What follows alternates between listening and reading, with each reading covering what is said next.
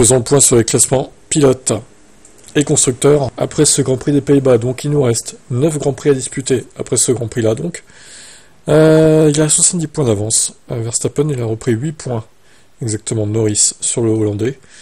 Charles Leclerc est 3ème avec 192 points, il conforte son avance sur Oscar Piastri, ce qui est pas trop normal au final parce que McLaren aurait dû faire un doublé sur cette course. C'est un nouvel échec pour l'écurie anglaise pour moi.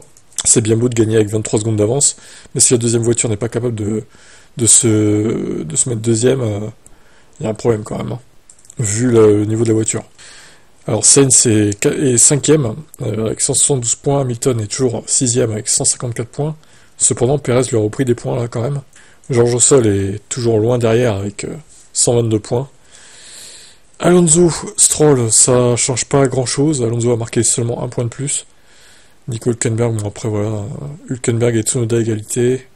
Ricardo, voilà, c'est pas très passionnant ce qui se passe derrière pour être honnête. Dans ce classement pilote, classement équipe, plus que 30 points d'avance sur McLaren chez Red Bull. Ils ont repris des points, mais encore une fois ils auraient pu en reprendre plus. Bon, en vrai, je m'inquiète pas trop pour le championnat constructeur, pour McLaren, je pense que ça devrait finir par le faire. Parce qu'ils ont très peu de marge maintenant, Red Bull. Perez est certes revenu un petit peu en performance, mais est-ce que ça va durer? Et au final, il fait que 6ème. Et encore, il aurait fait 7ème si Mercedes n'avait pas fait n'importe quoi avec Russell. Mais bon, bref. Ferrari est à 370 points.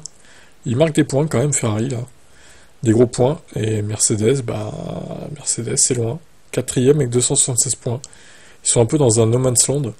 Aston 74, VCarb 34, As 27 points, Alpine 13, Williams 4 et Sauber 0 points, comme d'habitude.